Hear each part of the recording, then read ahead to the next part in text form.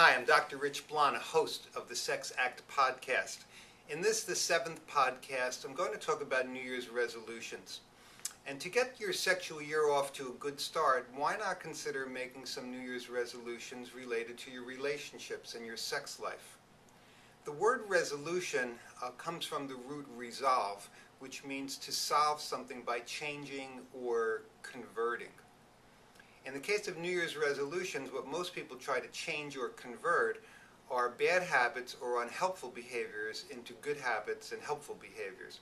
For example, if you make a resolution that you want to start exercising, you're also really saying, I want to stop being so sedentary.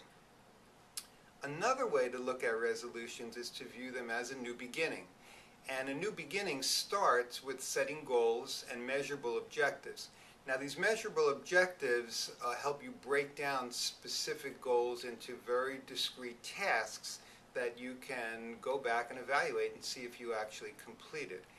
The biggest problem I've seen regarding New Year's resolutions is that a lot of the time people make resolutions based on guilt or what other people think they should do. And resolutions that are based on guilt or what other people value rather than what you value are doomed to fail. To counter this year I suggest you start to make some values-based New Year's resolutions. And values-based New Year's resolutions chart the course of action for the coming year based on the direction you want to take in life and the things that you value and are important to you. And you don't have to make these values-based New Year's resolutions only on problem areas. You could make them on things in your life that are already working okay and you just simply want to make better. So for example, if you really value things about your relationship that are working, you can resolve to make them even better in 2013. Now, to make values-based resolutions, you need to spend a little time thinking about things related to your sex life and your relationship that you really value, that give you joy, direction, and purpose in your life. And a simple way to do this is an activity I call the perfect day. In other words, if you could plan a perfect day related to what you value about your sex life and your relationship, what would the criteria be for that perfect day? And when you're doing this, I'd like you to broaden your scope a little bit and to go beyond just specific sexual activities and think more about your whole life and your relationships. What kind of work would you be doing? Where would you work? How many hours a day would you spend, and who would you work with? Where would you be living?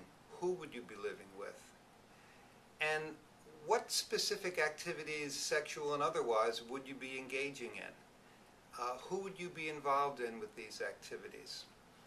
Now, the answers to these questions really represent what I call your daily life criteria, or your DLCs. And they really form a perfect day for you based on what you value the most in your sex life and your relationship. And this is also what your goals for the coming year should revolve around.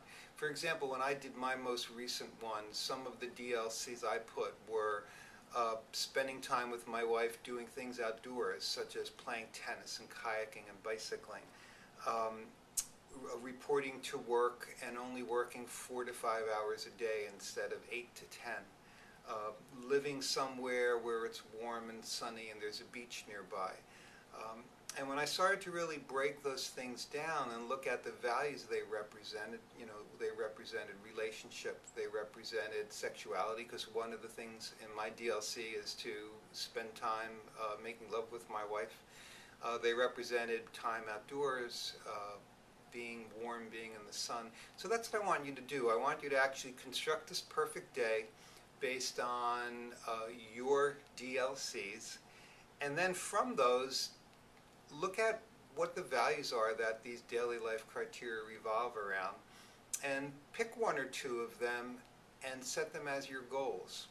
So for example, if one of your DLCs was to spend more time with your partner having sex, you could set that as a goal, to spice up my sex life with my partner in 2013. And you can make this more attainable by actually breaking that goal down to some measurable objectives. And one of them, for instance, could be related to just increasing your sensuality. So you might set up a goal that's based on massage or some sensual activity. Now, the key in writing objectives and making them measurable is that they should answer the question, who will do how much of what by when? Who will do how much of what by when? So, for example, if one of your objectives to spice up your sex life, that goal, was to